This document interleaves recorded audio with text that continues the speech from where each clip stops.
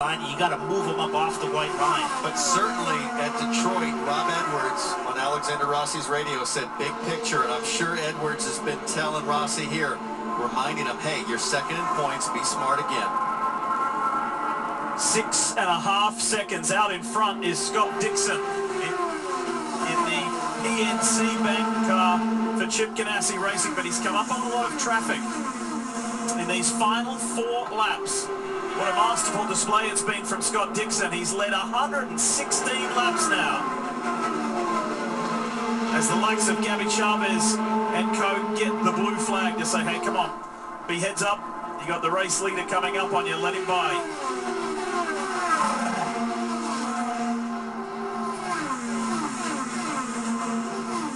On a day when Justify wins the Triple Crown, Scott Dixon is headed for his 3rd win here at Texas. Oh, big run here. Has to back out of it. He doesn't have the grip, Townsend, going into one. He can't hold it in there wide open. He's got to back off early and throttle it back in. Well, he tried it once on that restart and about threw it away, so I'm sure he's a little bit gun-shy, especially now that the dust and the marbles will have built up as we see the white flag for Scott Dixon. 1.5 miles left, that is it. Meanwhile, this scrap for second goes on, and in less than a lap's time, Scott Dixon is going to have a very healthy championship lead.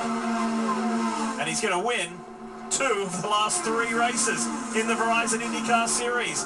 Under the lights, here in the Lone Star State, it's the Kiwi, Scott Dixon, who wins and takes the lead in this championship. And Simon Pagenaud, a really gritty drive to hold off Alexander Rossi. Scott Dixon was just congratulating and thanking his team for their marvelous pit stops.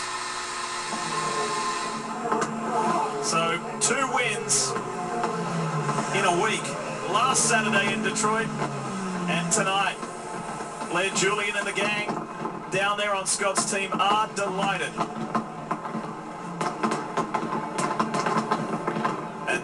That was a commanding victory.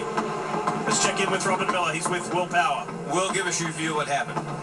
Well, the guys in front of me were saving a lot of fuel, and so we were completely lifting in 3-4, like unnecessarily, but obviously to try and make it. And the stand was talking to me, so my spotter could not call outside, and someone obviously went outside, and that's what happened. So yeah, just a bad situation. This is very unfortunate. You look okay, but you got a penalty for unavoidable contact. Is that fair? I mean, yeah. I mean, if I'd heard outside, of course, I would have left the lane. So yeah, it was not really the guy on the outside's fault. I'm glad you're all right, Lee.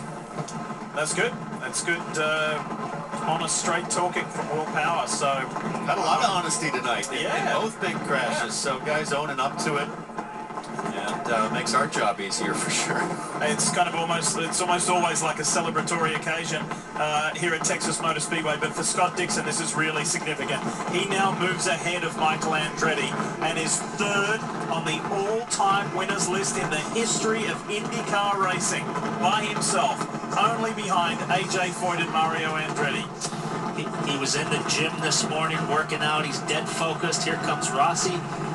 Has a word with Pagenaud. Good sportsmanship, good race, but man, Scott Dixon in this position at this time of year, look out, look out. Look out. And there's a nice side note too. His mum Glennis is here, who've been able to witness that victory under the lights before he heads off to Le Mans, France tomorrow to try and win his class at the 24 Hours of Le Mans.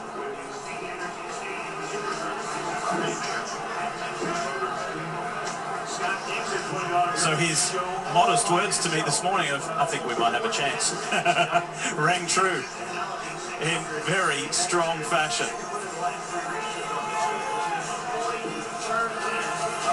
Hard work tonight for this guy, but it paid off.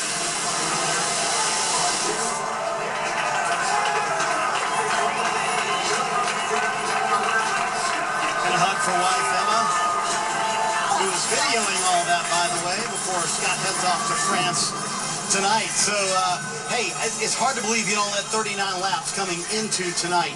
You led 119 this evening. Best car you've had in a long time, Scott? Yeah, I love winning in Texas, man. This place is awesome. Always a big thank you to Eddie Gossage and his team. They do a fantastic job. A PNC Bank car back in winner's circle, man. It's fantastic. The car was just stuck. I don't know, like whatever we did, the car was just nailed, and it was a bit loose at times, but can't thank the team enough. You know, the pit stop's fantastic. Emma's like, I haven't been to, one of your wins for like 3 years, so I'm so happy that Emma and my mum are here tonight, so it's fantastic to celebrate with them. How much did the patience early pay off late in the race, Scott? I think we kind of just bought our time a little bit. Wanted to make sure that, the Firestone tires were looked after as much as possible.